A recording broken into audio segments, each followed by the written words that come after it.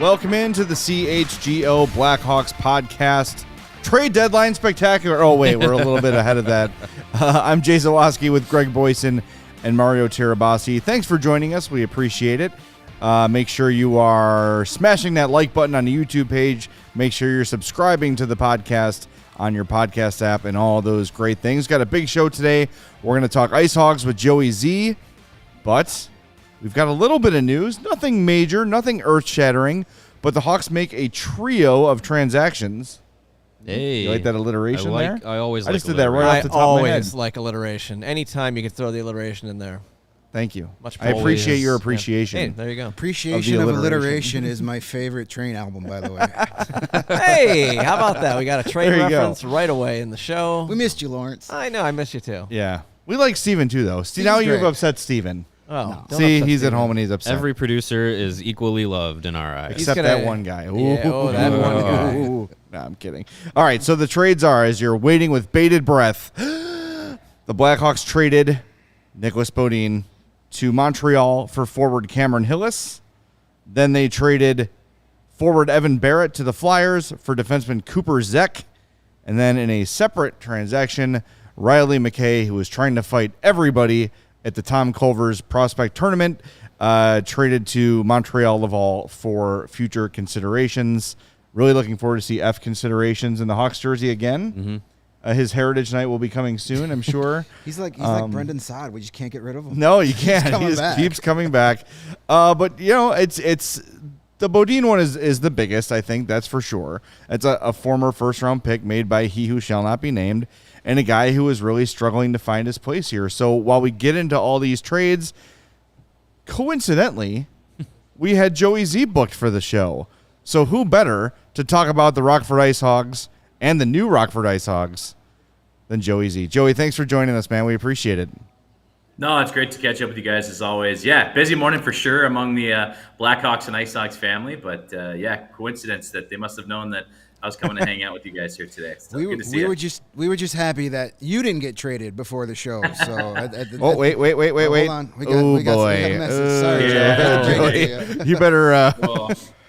Kevin Weeks in a bathroom. Your tires for the team bus are on its way the other way. Do you like Abbotsford, Joey? How do you feel about Abbotsford? Yeah. Oh man. Well, I mean, I kind of made a couple references. Like, I'll keep my phone on me. You never know if the team's looking to upgrade any way they can, whether it's a halfway decent looking puck bag or if it's a new skate sharpener. Like, I'm on my way out the door, so we'll see. Well, look, you've had an up close and personal look at Beaudin for a number of years here, and got a brief look at the Hawks 2 years ago, and looked like, okay, maybe next year he comes into a full-time role, and it just never happened for him. This, to me, has the feel of maybe a clean slate is needed for him. Clearly, he's got some talent. Will he ever be Nicholas Lidstrom or Brent Seabrook or Duncan Keith? No, but Montreal fans seem to think he's an NHL defenseman. What do you think? Well, you know what? You're exactly right. This is a fresh start for him, and he'd be the first to admit that too. And even on social media before this season started, when he posted pictures of headshot day, he even said it's a bounce back year for him. And he's been in the organization. This is his fourth year. Like, I mean, when you all things considered, the shortened season a couple years ago, last year, this year, and even when he was a rookie, joining on in. So for him, yeah, I think it's just how deep this defensive core is for the Blackhawks and for the Rockford IceHogs that it's a chance for him to get that fresh start and to go back to his home province. I mean, he's a Quebec native, a chance to be a part of the Montreal Canadiens. I can only imagine is a childhood team for him, and right in his back door. So be closer to home, be closer to family, and be in that environment too is a big positive. But I know for Nicolas Beaudin, even getting a chance to chat with him very briefly the other day, and I kind of asked him about that post about why do you feel like it's a bounce back year, and he said with the ups and downs of his season last year and just trying to be a consistent defenseman. And like you said, be that guy that people,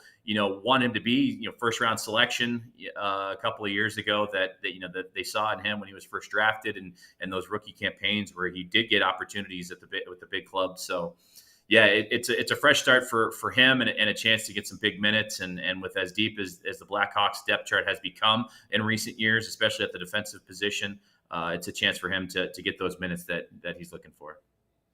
It seems, at least for the on-ice product for the IceHogs, that the Evan Barrett trade might sting a little bit more. He's been a pretty big part. He's been one of those guys that quick to stick up for a teammate, can provide a little offense. But again, it's another one of those situations where it's just like high hopes for him, but it's been 3-4 years now and just hasn't been able to take that next step. So obviously, a fresh start with the Flyers organization. But what do they lose? What do the IceHogs as a team lose in an Evan Barrett now that he's headed east?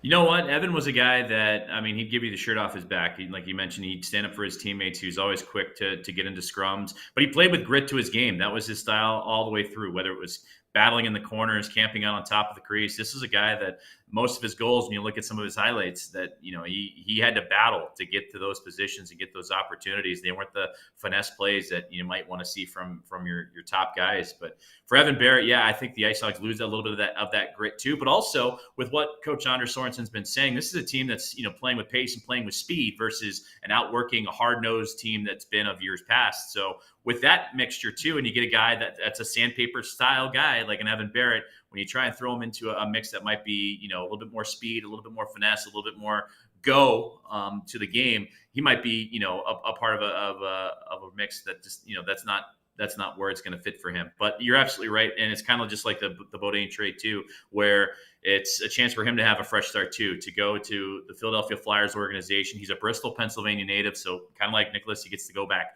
home and be back in his home state and be surrounded by his friends and family too, is an opportunity. And like you said before, where the organization and how the IceHogs played when Evan was a rookie, that was the shortened 2020-2021 campaign, those 30 games, to last year to now. A lot's changed along the way, whether it's the style of play or just expectation levels or where people kind of fit in their roles. And for Evan, it's a chance too, with the IceHogs being as deep at the forward position like they are this year, for him to be able to go and make his mark back in his home state is probably a nice breath of fresh air for him and a chance to prove himself with the Flyers organization. Wanted to ask about, regarding the Beaudin trade and everything. Last year, at the end of the season, when the IceHogs were in the postseason, Beaudin was getting scratched, and getting scratched in the postseason is not a position I think a lot of people expected him to be in.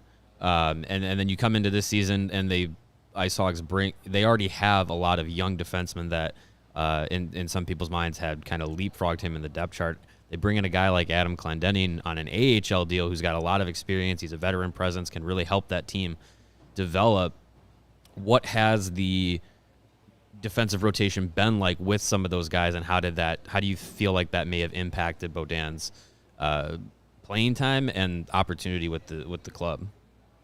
Well, you kind of mentioned it right there. Like his playing time kind of dwindled down a little bit just because of the guys that were being rotated into the mix. And when you look at the IceHogs and Blackhawks depth chart right now with who's currently playing on that blue line with Rockford, you got Louis Crevier, a young rookie defenseman, a young prospect looking to make his mark. Isaac Phillips, that guy that's looking to take that next step and become an NHLer. Alec Regula, now down with Rockford, which certainly played a major factor. And then you got Alex Vlasic in the mix as well. So the list it keeps growing and growing and growing, and there's only so many spots. And that's where, once Ian Mitchell gets healthy again, what does that play a role in terms of the decor? So, unfortunately, they're all amazing guys, and Beaudin was incredibly nice, quick for a hello and a check-in to see how you're doing, your off-season, your family. I love talking with the guy over the last 4 years. He's been fantastic, but, at the end of the day, unfortunately, there's only so many spots, and for him to, be where he was at the tail end of last year and then at the start of this season with just as deep as it is, I think, having an opportunity to get that next opportunity, if that to join a new organization, and it just so happens to be an organization that's in your home province, has to be incredible for him. So I think when you look at just the amount of prospects that the IceHogs had last year, this year, rookie guys coming out of college and juniors making that next step up and becoming pros now, it only keeps adding, and there's not a lot of subtracting at the moment. So that's where a guy like Nicolas Beaudin was looking for that next chance. Well, it's early in the season for both the Blackhawks and the IceHogs, and the IceHogs entered the year with big expectations, looking to be a playoff team, and they start off 1-3, and the Blackhawks are supposed to be one of the worst teams in hockey, and they start off 4-2. It's kind of that weird start to the season. What's been happening with the IceHogs that leads to this 1-3 start, and who are some of the guys who are standing out on the positive and negative sides? Well, tell you what, it was an interesting weekend getting up to Winnipeg for a couple weekends ago to start the season against the Manitoba Moose, and then the IceHogs just had their home opener this past Saturday and Sunday, which was against Chicago, and then Manitoba again, ironically enough. So you see a lot of division opponents right off the get-go. But the biggest thing that I'm hearing from the players and the coaching staff is getting everybody on the same page. There is a good core group of guys that have returned, and I think that's what's put the expectation level so high, is that players that were rookies 2 seasons ago in that shortened year, or played, a full season, their first full season last year, they're all battle tested and ready to go. And then you mix in some key veterans into the fold for this year, and you get some key weapons like a David Gus from the Chicago Wolves. You get Brett Steeney, who led the Toronto Marlies, the AHL organization last year. You get Luke Philp mixed into the fold too, guys that can help complement your scores. Dylan Sekura, Lucas Reichel. I mean, we can really dive into the pieces that have been added. But biggest thing now is the coaching staff looking to clean up, key areas and have everybody on the same page. We saw some interesting, line combinations worked out. The players aren't concerned at all. I mean, it's still so early in the year, and that's kind of the biggest factor, is not reading too much into it. And every day is a new day. And for them, even at practice today, the hooting and hollering and having lunch on the line and things like that, keep things loose. And so I think for this IceHogs bunch, it's just getting themselves to start walking and crawling before they can start running. And I think they're going to start running here pretty soon. Well, of course, Blackhawk fans, the first guy they want to know about when we're talking about the IceHogs is number 27, Lucas Reichel. He is picking up right where he left off last year, point per game, over a point per game at this point. He's got six points in 4 games, 2 goals, 4 assists. One thing that kind of sticks out a little from the stat page this weekend, just 2 shots on goal over the weekend. He had 1 goal and 2 assists in the 2 games, but just 1 shot in each game. Is that something that Chicago and Manitoba game plan and took him out, or is he kind of deferring a little much, needs to be more aggressive out there? Well, I think there's no question that the opposition took note of what Lucas Reichel can do, especially Manitoba in that second game, just because of the damage he did against the Moose up in Winnipeg to start the season. He had a goal and 2 assists in that first, all in 1 period, actually. One of 3 players to have 3 points in 1 period and en route to a comeback victory in overtime. So that definitely took note there. But with that, too, you could see a lot of attention around him. And this is a Lucas Reichel that was, you could see the progression he's made in his game, especially being stronger with the puck, drawing, I think he drew, if I remember correctly, 2, maybe 3 slashing penalties, just because that speed, able to move around guys and people trying to reach back with their sticks and get a piece of them before he goes blowing right by you. So he was able to draw penalties too. But with that said, yeah, there has been extra attention to a playmaker of Lucas's capabilities too, especially the line that he's been on with Luke Philp and David Gus. Dylan Sekura is getting some time with him as well. So, I mean, there's some scorers all around him. And I think, that's helped his hot start to the season too, as well as the development and progression that he's made in the offseason. And with that, I mean, I think that's, he said right off the get-go at the very beginning of the season, like, he wanted to make, decisions difficult for management. You wanted to get off to a great start. He wanted to prove that he could be that guy at this level and be the star when called upon. And he's done that so far. But you mentioned, teams adjusting to him and knowing that what he can bring to the table, especially after a stellar rookie year and 6 points in 4 games to start this year, not too shabby. So I think a lot more our teams are taking note. And I think with the Wolves coming back into town this coming Friday to the BMO, and then Belleville as well on Saturday, that'll definitely be, I'm sure number 27 will be a part of their scouting reports for sure. I know you're a goaltender yourself. I was wondering what your read on guys like Dylan Wells and Jackson Stauber have been since, with injuries in Chicago, Arvid Soderblom was brought up much earlier than I think anyone maybe expected him to be this season. So the IceHogs starter is up in Chicago. What have Stauber and Wells shown you so far? Tell you what, with the news that came, and this was right before the IceHogs home opener on Saturday too. It was really the night before, and I was listening to the broadcast too on WGN, and when I heard that Peter Mrazek didn't come out for the second period or the third period, and Alex Stalock took over, I was like, should I keep my phone on me? Like, let's see what's going on. And then sure enough, Dow, here comes the daisy chain and trickle down effect. And that was right before the home opener too, in which I would imagine that Arvid Soderblom would have gotten that start. against the Wolves that night. But for Jackson Stauber, that was his first professional game that he would start. I know he played in the Tom Curvers Prospect Showcase. He played in a preseason game against Iowa for a little bit, split time with Dylan Wells.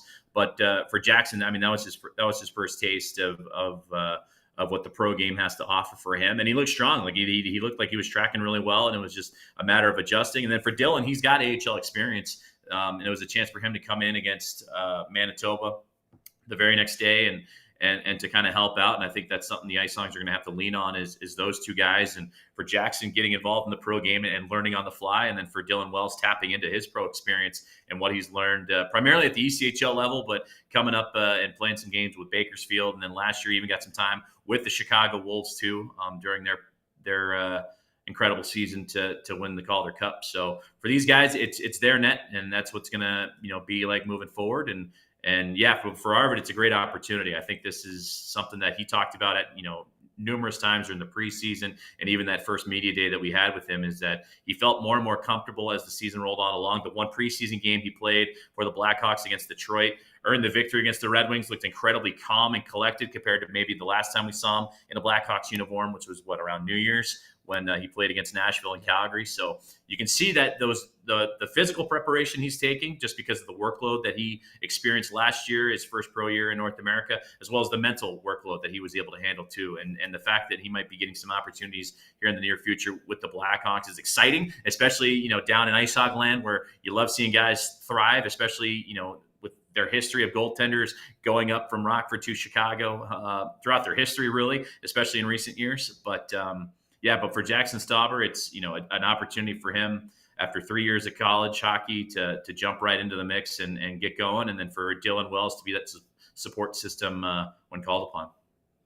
Last game for the Blackhawks. Last night we saw Tyler Johnson go down with a leg injury. No update as they had no practice today, but we kind of had our minds racing on if they call somebody up, who might it be? Really seems like they're taking their time with Lukas Reichel, and they probably have a certain number of games in mind or something like that, so maybe we can cross him off the list of potential call-ups. But is there a forward that you could see maybe getting a call that might be off the radar a little bit in the short term here for the Hawks? You know what? That's a really good question, just because of what you just said there, too, of wanting to take a more patient approach with their prospects and guys that you don't want to rush them into a situation, whether it's just opportunity or if it's due to injury. Like you want them to thrive in the environments that they are. So for a guy like Lukas Reichel, he's a top line guy, a first line guy at the American Hockey League. You don't want him going to the National Hockey League and being, limited minutes, limited time, maybe playing a more of a physical grinder role. Like that's, apples and oranges. So I'm trying to think of players off the top of my head right now that would be those key moments. I mean, a guy like, especially for a Tyler Johnson style role, and I was talking with Greg about this earlier, like who would best fit that mold? And I mean, I think it can think of a few different players. I know Josiah Slavin had a pretty impressive camp, and it might be worth, giving him an opportunity to step right in. He seemed very comfortable when he got his opportunities last year and even in the preseason this year. I know Mike Hardman's been chomping at the bit and working hard to get back into the fold too. So guys like that, but as far as, matching that role and what you need, there might be, some pivoting that have to happen along the way. But I mean, there's definitely a lot of offensive depth in the IceHogs organization. Dylan Secura, another opportunity too. I know he's anxious to get a phone call at some point down the line and become a Blackhawk again. So, I mean, there's quite a few guys that want to do that. But at the same time, to your point, you don't want to put them in a situation where it might do more harm than good in terms of the roles that are asked of them, whether in the National Hockey League, and does that match where they are in the American Hockey League? Yeah, and I think also with Reichel, they've said specifically once he's up, it's going to be it. He's going to be up. He's going to be a Blackhawk, and that's it, save for whatever conditioning stints or rehabs or whatever. So it really feels like he's in a different boat than, like you mentioned, Slavin or Secura, where they're maybe a little more comfortable with the up and down with them. Reichel seems like Kyle Davidson and company are like, we are not calling him up until he is ready, period. End of story. But it is a top six forward that's out, and if you could plug somebody in with that Jonathan Taves line and Taylor Radish, Reichel might be a fit. So it's going to be interesting to see how that whole thing shakes out. But I think Slavin has been nothing but impressive since his debut last year. He looked not only like a NHL player during camp, but also had some leadership qualities to his game as well. So if I'm picking somebody that's not Lukas Reichel, I'm hoping it's Josiah Slavin, because I just love his game, and I just love what he brings, and he seems just so versatile that he can play up and down the lineup that way. Well, and look at what the Blackhawks have done so far, especially on the penalty kill. I mean, I know you don't want to be shorthanded as often as you are, but in terms of, putting the puck in the net and picking up points by shorthanded, Josiah Slavin has been a specialist at that with the Rockford IceHogs, led the team in shorthanded goals last year. He should, with the chances he got in the preseason and this year, already he probably could have had 2, maybe 3 great shorthanded chances too. So I mean, he's a key penalty killer. He's, like you said, he's a guy that can fit in the role. He plays a leadership opportunity. He was the captain for the Blackhawks during the Tom Curvers prospect showcase. So he's a guy that both on and off the ice can play those roles that you need him to. So I'm right there with you. I think, every time I'm around him, that positive attitude and willingness to battle and go into the hard areas and compete and force turnovers, he can do that, but he can certainly put up the points too and keep up with a lot of those guys also. If I were betting, man, I would think it would be Slavin. You put him in third or fourth line and you bump Philip Kurashev up to that Taves line. We've been all saying that Philip Kurashev deserves top 6 minutes. Mm-hmm. You have an opening in the top 6. I think he's the first to get that call. Oh, and don't forget Reese Johnson is still there too. Reese Johnson then could slide in and move in the fourth line. And I mean, I think Slavin would be really good on that Dickinson-Lafferty line too. He would fit in good. So you've got options. I know Blackhawk fans want it to be Lukas Reichel. Lukas Reichel is obviously the best, most talented player of your options, but as Jay and Joey, you've said, I think he's on a set. They won't admit it, but I think he's on a set schedule here, and I don't want him to come up for 2 games just to send him back. Right. Let him keep putting up points in the AHL. But you're back at home this weekend, the BMO Center. Lots of changes going on there since a lot of our fans have been out there. So if they didn't make it out to opening weekend, and we got Blackhawk fans going to make the trip out west for some home games this year, what are some of the new exciting features at the home rink they're going to be able to see? Well, he said one of them, and that was the new name of the building from BMO Harris Bank Center to BMO Center that was announced the Thursday before the opening weekend, and a new partnership with BMO. That was thrilling. And then with that, the showcasing of a brand new scoreboard Jumbotron over center ice that was impressive to see, especially when it was turned on going into Friday and Saturday's game. The LED ribbon board around the sides and above the stairwells has been a lot of fun to look at and see how it interacts with the game itself, and even a lot things on the concourse, like not so much in the arena, but concourse, the Oink Outfitters team store expanded tremendously, and it feels like a full-blown hub of all things Rockford IceHogs and Chicago Blackhawks for all, you're gearing up for the season 2. So you get, renovations there, renovations to the bathrooms. The suite level looks fantastic. The club boxes, club lounge down behind one of the goals also. And then, you have an all new lighting system too. The BMO just feels brighter, and it feels like you get a little bit more energy in the building. And even like some of the more subtle changes too, where there used to be banners over the windows, now replaced with electric curtains. So when the day is nice out and there's no sunshine blinding anybody coming in or reflecting off the ice, you can have the curtains up and you get some nice sunlight, natural light coming into the building too to liven up the place. So, there's a lot of big things, a lot of little things. And I can guarantee you after, every turn you make, every corner you go, or every, straightaway on the concourse you see, there's always going to be something new. And this is just, phase 2. There's going to be a whole nother, wave of renovations and enhancements coming next summer too. So it's an ongoing process. And for the IceHogs to see that all come to be, especially for the fans, to see that first experience when you come into the building, you see the ice for the first time and you see the scoreboard for the first time and you hear the music for the first time. It was pretty all-encompassing. So it's exciting to see that come back around for this weekend on Friday and Saturday against the Wolves, and then against Belleville coming to town, which the IceHogs haven't seen them in a couple of years. And to have a nice little 7-game homestand too, it's kind of a nice center stage to showcase all this also. It's not a couple of games here and there, but to have all this time at home certainly helps making it a little bit of a lively atmosphere. To see the BMO Center is a great building for a hockey game. Not a bad seat in the whole joint, so it's nice to see it get a little facelift and some more modern amenities. What do you what sense do you get from the IceHogs fans as the season has started and as all these changes have been made, these updates, these renovations, everything? What sense do you get from IceHogs fans that they're getting more of the investment from the Blackhawks as the parent club of the IceHogs? What has that meant to fans, and how have they responded to that?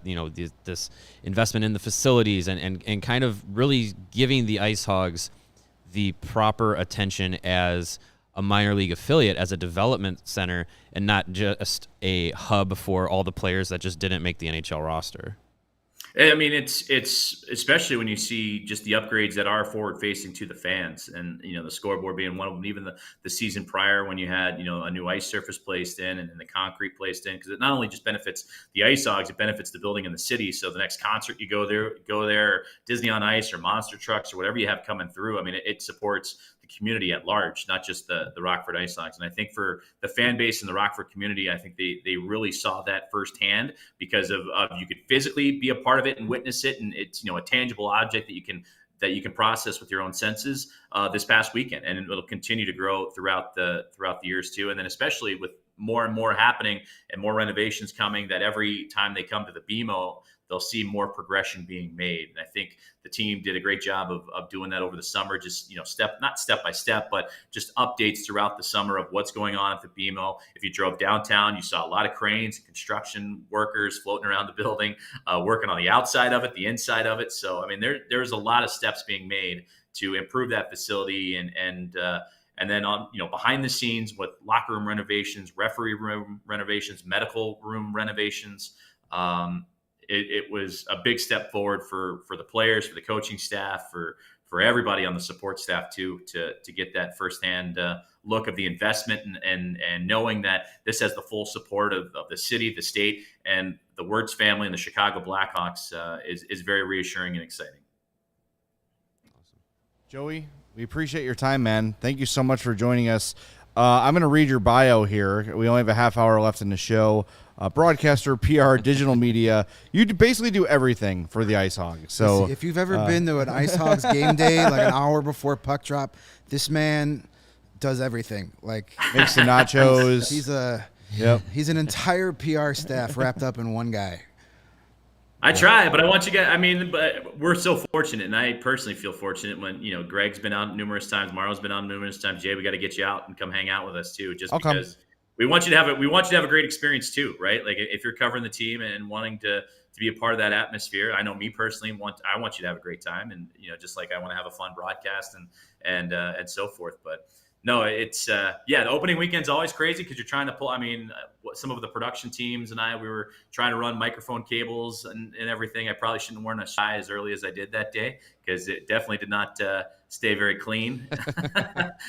Climbing around the catwalk and the crawl spaces, but no, it's awesome, and I appreciate you guys having me on, and look forward to catching up with you more and more throughout the season. All right, Joey, We'll catch up soon, man. Thank you so much. Absolutely, guys. Have a great day. Thanks, all right, Joey. follow Joey Z on Twitter at Joey Z Radio. Joey Zakrzewski. I did it. There you go. I did it without pressure on me. Took you a couple months, but you got it. You had to wait till you didn't see his face. He's there. I can see him. I just, as a Polish person myself, I've had my name butchered many times, and I still feel bad about butchering it the first time. So now it's in my head. Hey, got some breaking news. Uh-oh. That is not Blackhawks related. Oh. I don't know if I'm crossing company lines here, but the Eagles have acquired Bears defensive end Robert Quinn. Oh, hey, all right. What? Yes. What, did they get any picks for it at all? I don't know. Oh my gosh. This is from Adam Schefter. Is it actually Schefter or is it a bot? Get I Hogue think back I've heard in of here. him. I don't know. Anyways, that's I don't know. Is that a reliable source? I've never heard of that. I don't know. Compare it to hockey terms. It's Bobby Margarita. Oh, okay. Yes. That's big. Trustworthy. All right. Hey, there you go. Should have done it in the offseason. By the way, there's Bears. Can we just say Robert Quinn looks like an 80s football player. He still wears the old school helmet. He looks a lot like Richard Dent. They have like a similar, like facially, they look alike. He's got that old school. He's got an defensive old end school look to him, doesn't he? Huge, right? But he's fast. Yeah, and good. Yeah. Like, I just appreciate that he has Interesting. every single time you see him, no matter if it's January or July, he's always got the beanie on, like the winter beanie. And he wears the... I love it. And the long sleeves. But it's not the Under Armour. It's like he just found like a long sleeve T-shirt in his closet and put it on. Yeah, I love it. So by the end of the game, it's like the kids at the 5th grade football practice. Like, it's cold out. I got to wear long sleeves. Shout out to him. He set the Bears single season sack record last season. Sack machine. He's been terrible this year, and if they got a 4th round pick for him, It is a fourth round. Is it a fourth round yeah, pick? Fourth round pick according Nick to Parks Adam in Schefter. the. Okay. Yeah. I wonder I'll if take they, it. do they got to retain any salary? I know that was. Is that a thing Yeah, in the NFL? 18.2 No, in the it's not, cap. right? Yeah, I don't know. They don't. NFL doesn't have a hard cap, so what do they care? I don't know. This is a hockey. Isn't that podcast, nice? damn it. Isn't that nice to not have to worry about money? Sorry, I'm so used to if a Chicago player is being traded. Are they keeping any of his salary? Yeah. Well, hey. I like for what the Nick, Bears. Nick Anyways, says here. You know what Yeah. else is? Bears. You know what else is good and satisfying? Meat. Green Ridge Farm. Those meat Yeah. sticks. Free I meat miss them. Oh my God, I've missed waiting to hear you say this ad. I got some last week at the Pete's, and they're gone. And I miss them, and I want to go visit them and bring them home again. And I'm going to do that. Green Ridge Farm is a Chicago local meat and cheese company. They offer you a better all-natural meat option. The deli meat is fantastic. My wife is not a deli meat fan. I got her the Green Ridge Farm oven roasted chicken, and she freaking loves it. Mario's laughing. Can I say my wife's not a deli meat fan? Are you making an innuendo out of that? No, you said I can't wait to go back and visit them and put them in my cart or whatever. And I was just envisioning Jay going to the supermarket and just talking with the meat. Oh, and I just do be that. Like, Yeah, just checking No. in, seeing how you're doing. I look at the meat selections and say, who wants to come home with me today? Who wants to serve their purpose? Right in my belly. Yeah, who wants to just talk visiting to me? you guys. Who wants to visit? Who wants to be my friend He just hangs forever? out in the meat section. Would it Catches up surprise with his you? old friends. Of course, that's what I Doesn't do. buy anything. Just goes and talks to the meat. Oh no, I buy stuff, but you gotta get the vibe. You gotta get the meat vibes, Yeah, right? absolutely. Sometimes it's the we meat get the sticks, meat vibes, and the meat vibes always lead to the meat sweats. the meat sweats, Yes, and that's then true. later other And then- things. and then the- so anyway, and then the Green meat Ridge na- Farm, meat naps. it's awesome. The deli meat, the sausages, the meat sticks, which we've been discussing, they're wonderful. Perfect for tailgating. Cut some of them up for my daughter's lunches. She absolutely loves them. They're all natural, hardwood smoked for 8 hours, 16 grams of protein per stick. It's a perfect post-workout snack, I'm told. They come in chicken, Black Forest beef, and flavors like jalapeno cheddar and the spicy chili. That spicy chili is my favorite. If you haven't tried them, you don't know what you're missing, and here's your chance to try them. Go to greenridgefarm.com. Add any 3 meat products to your cart, then add the meat sticks. Use the code CHGO, and those meat sticks will be free. Absolutely delicious. Green Ridge Farm, simply natural meat. See, you made a fatal mistake, though. You got your daughter hooked on the meat sticks, which means their life expectancy is Yeah. a lot shorter Yeah. now at the Zawaski household. Shorter timeline. I'll just have to buy more and stash them. I'll have to put them somewhere. I'll put them by the cleaning supplies because she doesn't seem to know where those are. Keep them in your car. I have like a little mini fridge I was gonna say, that holds maybe 4 cans of a soda. second fridge would be a good. I'll put them in the investment. basement. It's my meat fridge. Keep them in your car. It's an air freshener / snack. Yeah, I don't know if we're there. We're not in car fridge weather yet, but we're getting there. We're getting there. We're getting Close. there. Speaking of things that can help you out, besides your craving for meat, if you're craving awesome tickets, you need to check out our friends at Game Time Tickets. Game Time is the hottest new ticketing site that makes it easier than ever to score the best deals on tickets to sporting events, concerts, and shows. Hey, have you ever dreamed of sitting in that perfect seat but you never thought you could? Yes. Center ice at the United Center. Maybe you like the club level. You like to be a little higher up in that 200 level. Well, now it's possible with Game Time. The biggest last-minute price drops can be found on the seats you thought you could never buy, and you won't find a better deal on Chicago Blackhawks tickets this season. You got tickets for tomorrow night's game against the Edmonton Oilers for under $20. Yep. To see Connor McDavid, Leon Draisaitl, the team that employs And the rest. and those other guys. and company. And the team that employs Duncan Keith. Yeah. So you can go see them for a really good deal. It's just check them out. While you're on the YouTube watching, scroll down. First, stop at that thumbs up and hit it, smash it, kick it, whatever you got to do. We had over 100 likes last night Yes, for we our did. pregame show. That was Ew. awesome. So let's get some awesome, more yeah. likes going. But right under that big thumb, you're going to see the link to Game Time. So when you're in the mood for Blackhawks tickets, hey, you want to buy Bears tickets to go to that Dolphins game, check out our tailgate and then go to the game. You can get them there as well. So if you love CHGO, then you'll love Game Time. The best way to support us is by buying your tickets through the links in our podcast descriptions on YouTube or wherever you get your podcast. You will see that link in the description. Join over 15 million people who have used Game Time and score the best seats for all your favorite events. And if you find tickets cheaper on a different site, let them know. They'll match it for you. No questions asked. They're the best. They're the best ticketing site out there for the fans, by the fans. Game time. It's really great. Just looking ahead, tomorrow night you mentioned Oilers under $20. Islanders on the 1st of November, $11 gets you in the building to see the Hawks and the Islanders. Go see Ziggy Palffy and Mike Pekka. Yeah. The Islanders. Derek King. Could be trying to extend their winning streak to 8 games. That's exactly right. Gosh. We're talking a minimum 8, Pete. Start printing those playoff tickets. Well, let's get into the Tyler Johnson scenario here. The little bit of a bummer about no practice today is we have to wait another day to find out. I don't think they're calling anybody up. If you remember, as soon as Mrazek went down, they had a transaction that night. They called somebody up right away. I just think Reese Johnson's coming in. Everybody's bumping up a line. It's probably the right thing to do at this point. Yeah. As much as I am chomping at the bit to see Lucas Reichel and to a lesser extent Josiah Slavin, it's really easy for them to not screw with things down in Rockford, bump up Reese Johnson. He needed to play anyway. Luke Richardson has said as much. Mm-hmm. So I think that's the obvious move. Yeah, I feel like if the prognosis on Tyler Johnson's injury isn't too serious, the short-term easiest move is just you slot Reese Johnson into the lineup, and like you said, you move Kurashev up to the second line. Yeah, I have no problems with that. That's completely fine. If you saw earlier this morning, the Blackhawks tweeted out the video of the championship belt being handed from Johnson to Stalock. Remember last night I said it was probably Stalock? That was a good guess. Look at you. But you saw Johnson. He was in the locker room with the team after the win, limping the belt over to Stalock. I can't believe Stalock just sat there and waited for him to come over there. But yeah, no, the one time he's not aggressive to come out of his crease the entire night. He's exhausted from moving all over the place.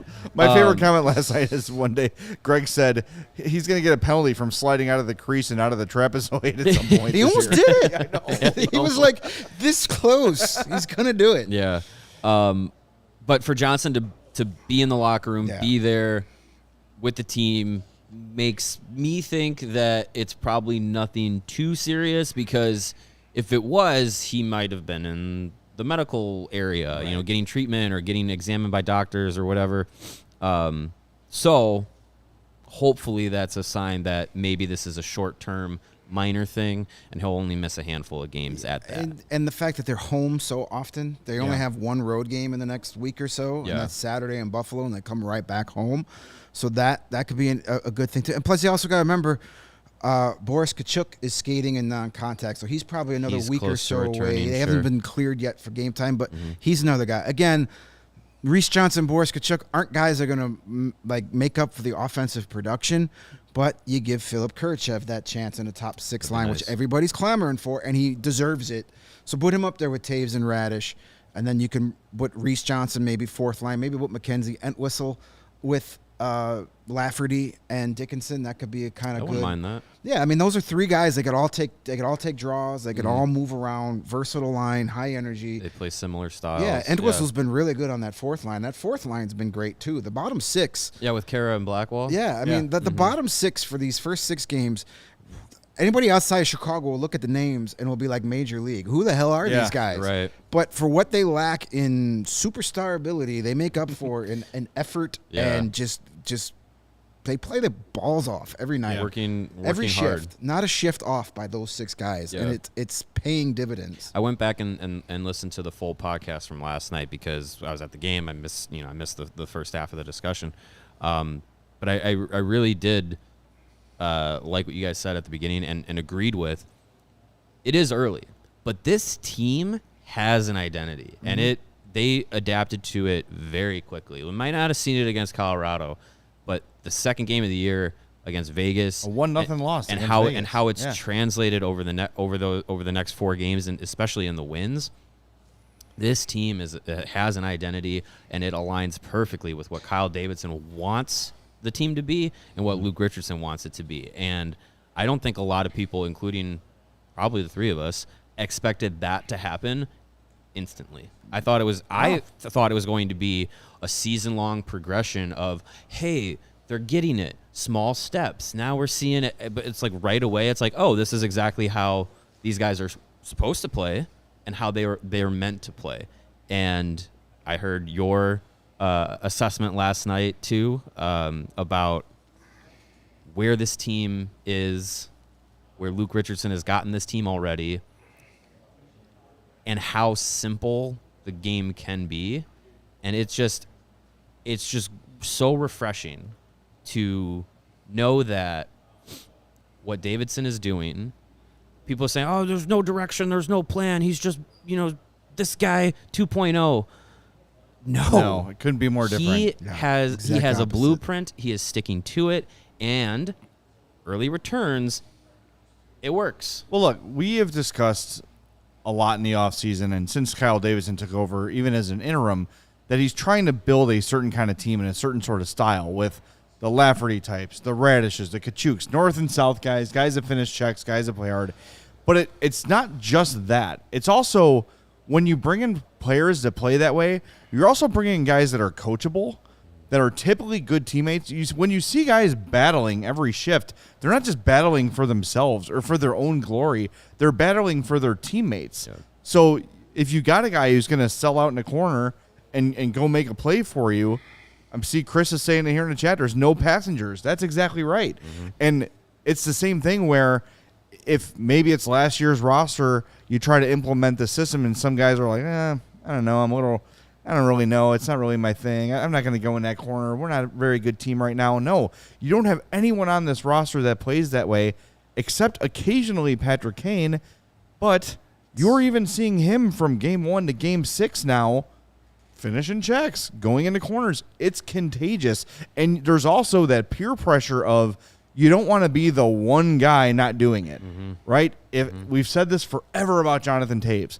If Jonathan Toews, if Steve Yzerman, if Mark Messier, if Joe Sakic can be the hardest working guy in the team, there's no reason forward 12 or 13 can't do the same thing. It is contagious, and it's not just about bringing guys that are going to check you and punch you in the face. It's about guys that are going to compete for themselves, for each other, for the team, and that's what we've seen from this team through 6 games, and I don't have really any indication that it's going to go away anytime soon. Right. Well, and part of the reason it's working is because the veterans are doing it too. They're setting the examples. A guy like Tyler Johnson last year he could have said after last year having the neck injury, then the concussions, he could have said, you know what, I'm done. But he worked his ass off to get back, and then this year he was showing. A lot of people have written him off for a long time. Oh yeah. But he's showing what he can do on this team, and that's why I hope for that injury is not too serious. But he's doing it. Jonathan Toews, we said last night, we can put the narrative to bed that he doesn't care. He cares, and it shows. I would agree. agree. He beat out 2 icings last night. One of them was to score the empty netter goal. He had that great play on that early power play in I think it was the second period, where he hustled to keep the puck in the zone.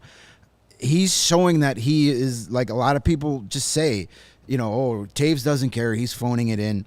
That's not the case. Not through 6 games. And I think sort of what we discussed last night about the frustration of had last year's coach only been a normal replacement level NHL coach, the season could have been different. You're seeing a different Jonathan Toews because things are normal again. And as crazy as we thought last year's system was and team was and coach was, think about the players and think about Jonathan Toews and Patrick Kane and those guys who were there and played for Joel Quenneville and won Stanley Cups, and they got this clown bag talking to them about playing man-to-man and chasing people all over the zone. They're like, what are we doing? Yeah. So it's easy to see why 60, 70, 80 games into the season, Jonathan Toews is a crab ass because he wants to win and he's competitive, and the system is working against his ability to do so. Yeah. So I think now looking back on it, you can maybe excuse a little bit because Jonathan Toews was probably looking around and saying, there's Tyler Johnson who's won 2 Stanley Cups. There's Sam Lafferty who's working his ass off. There's Seth Jones. There's no reason this team should suck like it sucks. And it's obvious why we do, and no one's doing anything about it. And yeah, Jeremy Colliton was fired, but Derek King comes in mid-flight and can only do so much. You can't just completely change a team, right? Mid-season. It doesn't work that way. But he started making better combinations, and the team played a little better, but it was way too little too late, and the frustration had set in. And now I think you're seeing a lot of the guys who have been here before refreshed, and the young guys who are here, even like I think Kurashev is such a great example. That's a guy who had no place last year. in and out, up and down, top 6, bottom 6, scratched. It was like the shuffle for him. Now he has solidified his spot on the third line, potentially the second line here in a little bit, and he is thriving. And all these guys are thriving in their roles because they are playing their correct roles. They're being put in positions to succeed, and that's all players want. And yes, it's 6 games into the season. So Yeah, of course. It is early, sure. But this wasn't the expectation. This wasn't the expectation to see these guys have this kind of success. And I think a lot of it, and I, talking with Jonathan Toews before yesterday's game about Luke Richardson and the difference that he has made, he pointed out a number of things. One, the simplicity of Luke Richardson's messaging. It's simple messages. It's easy to understand. The structure that he's implementing, it's simple, and it allows the players to play off instinct, which is what got them to the NHL. And in the locker room, he gives the players the space to have the locker room kind of be the players' space. And what Toews said was, he allows us to be adults in the locker room, be able to, just be themselves, be men in the NHL, as much as that doesn't have a good connotation right now, but to be men in the NHL and in that environment. And it may or may not have been against what was the case with Colleton. He would not say, sorry to interrupt you. He would not say that if he was not comparing it to what had been before. Right. And I asked him the question. I was like, how is that different than previous coaches? And the only 2 coaches that Toews has had, or 3, is Dennis Savard for a little bit, Joel Quenneville, and Jeremy Colleton. And so we know that Quenneville was a good coach for everything that he did as a coach. It was just clear that Colleton wasn't working, and I think for Toews, without saying it, he knew that this was never. It was clear this was never going to work with him, and with the other veterans on the team that Colleton had in his time. It was never going to work. So for Richardson to come in and be fresh to the team, and fresh to being a head coach, and to be able to come in and know what buttons to push to get what players to do what he wants, what the blueprint is to be successful, that goes so far. So I think this is a very good sign early on in the season that guys like Toews and Kane can respond to this. That then feeds to the rest of the team. And when you can get that buy-in and that environment and that culture within the team, within the locker room, that bleeds over to the organization, that bleeds down to Rockford, and that's exactly the plan that Kyle Davidson wants. And Luke Richardson was brought in to do just that, and not only help navigate the rebuild, but also potentially, and signs look good, potentially be the guy for when the team is competitive again. That's exactly what Davidson wanted. And Toews is not the only guy to mention how different it is. Pretty much every veteran that I've talked to, everyone who was there last year has Tyler Johnson. Tyler Johnson said earlier this week, said the room is it's much more fun to be here than it was last year. Connor Murphy has said it during training camp, saying that, hey, this is a different vibe in here now. So without saying, hey, yeah, the last guy was a clown or clown bag, per Jay Zawaski, they're not throwing him by name under the bus, but that you know exactly what they mean. Right. Like, they're a professional hockey team again. They have a little bit more respectability now. Yep. Listen, at this point, nobody wants to come and play this team. Because they're gonna, you may get a win, but they are going to wear your ass out for 60 minutes. The Panthers, you could tell by the third period, some of those guys were just like, I've had enough of this. Well, and they were. The Hawks scored, like 2 minutes into the game last night? Yeah. They had him on Sam Lafferty had a breakaway to start the game. The Hawks were the first chance, from puck drop. Yeah, it was the best start they've had. The Panthers were like, start they had. Holy shit. Yeah. Like, what's going on? So we'll see what happens as more of the book comes out. It's still early. There's going to be more teams. They're not going to be able to surprise a lot of teams going forward. As I think it's Ryan says in the chat, the analytics. If you're looking at the analytic numbers, these types of wins aren't sustainable. No, it's not. But they're fun while they're happening. It's good to see. It's like, I know people are already saying the tank isn't working. We're less than 10% of the way through. I'm saying it. I don't like these 4 in a row. Come on. Let these guys have. You're sprinting out of the gate, but let these guys have some success. Let their hard work pay off. There's nothing wrong with this team feeling good about itself. Those 18 guys, 20 guys in the locker room don't give a rat's ass about Connor Bedard or where they're going to pay. They're being paid every 15 days to win hockey games, and that's what they're going to do. Are they going to win? Are they a playoff team? No. So it's the tank will be fine. They're going to still have a really high draft pick. Crazy things will happen. Like, just enjoy it, because if they were 0-6 right now, everybody would be miserable. But at least the tank was working. Yeah, right. So just let's enjoy watching a team that functions like a professional hockey team. It's fun. We haven't had that in a while. The other thing to remember too is, as you said about Kyle Davidson having a plan and sticking to it. If he who shall not be named was still here and the Hawks are 4-2, he would take the plan of rebuild, tear up, be like, we're good now, and start. It's all fixed. Look at me. I knew what I was doing. He'd be calling St. Louis to see if he can get Brendan Saad back. Exactly.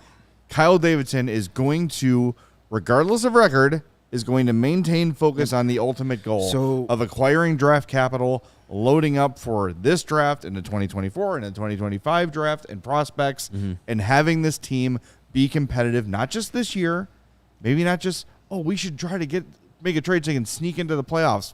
No, that's not going to serve the team well at all. Right. You need to stay focused, and I'm confident that Kyle Davidson will do so, and I still think Domi and Athanasiou and Kane and Taves, if they want to go, and whoever else you want to rattle off, could all be gone at the deadline. Yeah, so don't be upset when Kyle Davidson starts trading these guys. And when he sticks to the plan. Right, so like say January comes around and this team is still kind of... not the person. Right. Wow, there's a throwback. Why do we got to go there?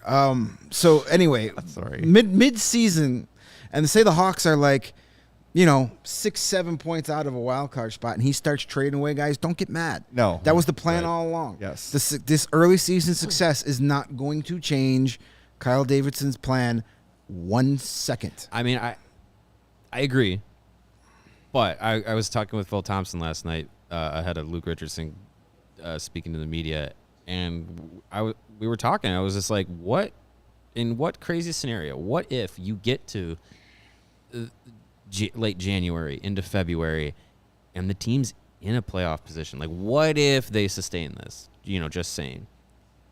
What message are you sending? The message of we are sticking to the plan of selling off as much as we can, or if you're in a playoff spot and you start selling off all your parts to tank out of the playoff spot, what message does that send to players to be like, oh, well, all of our hard work is being rewarded by dismantling it all as this roster has built something. You're right. That is I don't think it's going to be the case, but what if it does? And is Kyle Davidson just going to up and be like, oh, sorry guys, sorry about your playoff hopes.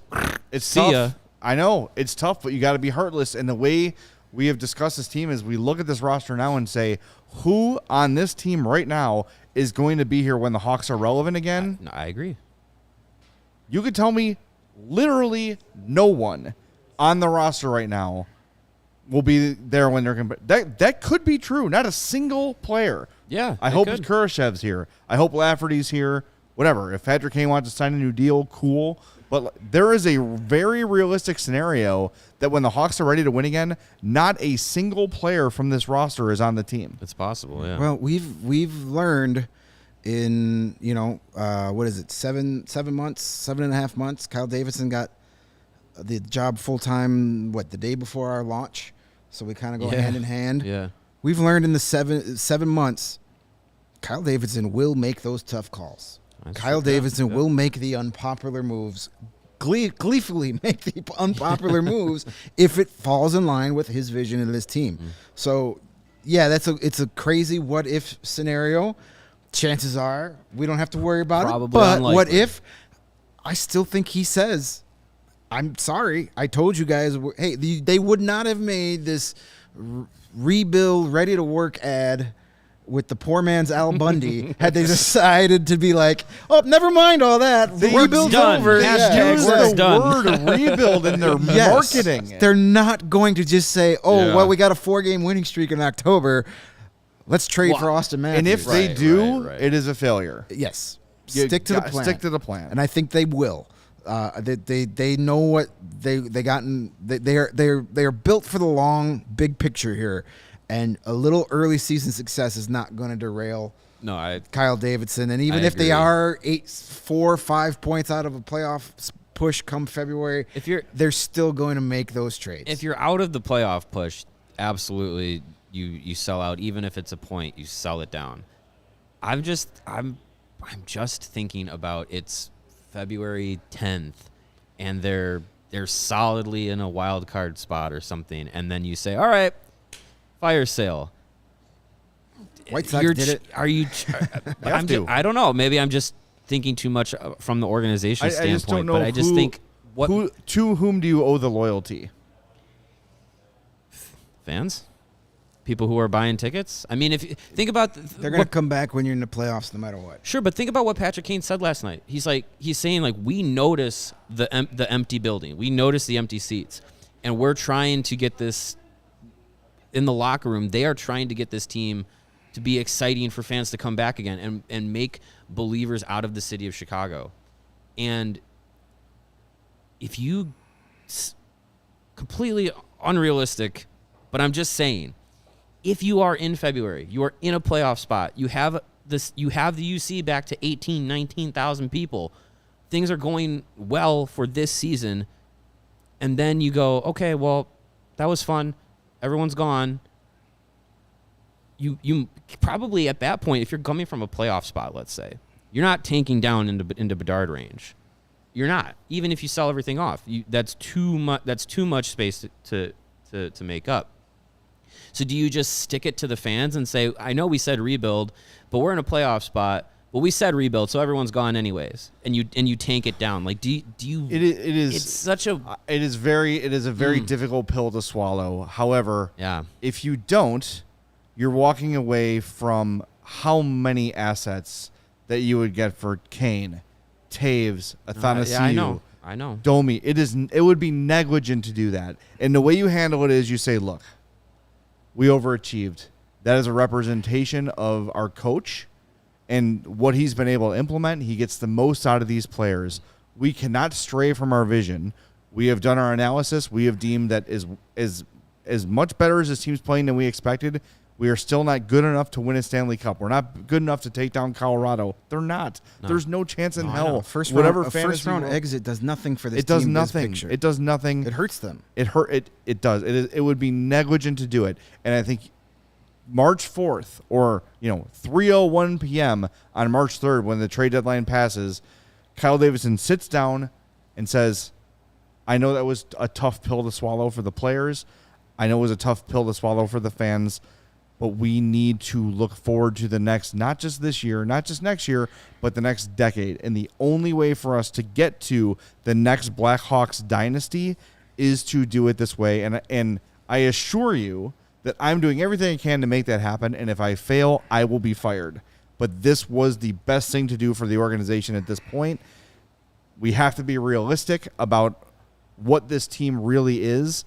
I went and talked to the players. I explained it to them. They were pissed, understandably. And the fact that they were pissed speaks to their character, right? Like, this is where the PR people come in and get the message across. But that's the message you send. And fans will be pissed. But like Greg said, as soon as they start looking a lot more like Colorado than like Nashville, people will come back. People will forgive. Here's the thing: if you are in contention and you don't trade any of these guys away, and you say, "Hey, we're gonna go for that playoff run," you know who's right? All the people that said Kyle Davidson is he who shall not be named 2.0. Yeah. And I don't think Kyle Davidson is going to be that way. Listen, it's a very awesome, Very but it's also very unrealistic. Likely it's unrealistic worth discussing. scenario. It is. No, it's a fun theoretical scenario that, hard decisions, but that's why guys like Kyle Davidson make the big paychecks, because they have to make those hard decisions. And I promise you all that if that's the case and it happens, I'll be upset. Because I'll be like, damn it, they played so hard. Yeah. And I fell in love with this team. I promise you, the fan in me will definitely come out and be upset about it. Well, you know what? Design Love says, if the Hawks make the playoffs, I will buy Mario a new car. There you go. All right. Sweet. I'll have no And beard. No, I will have my beard. You'll have your beard. But Mario will have a car. Yes. There you go. All right, we're running late. So tell us about Pins and Aces Yeah. and tell us about your cornhole. Golf apparel from Pins and Aces. Sorry, Get yourself some. It is a family-owned golf and apparel business. They are the official golf apparel partner of CHGO. They make amazing polos, hats, golf bags, even your favorite beer sleeve that will hold up to 7 of your favorite cold adult beverages.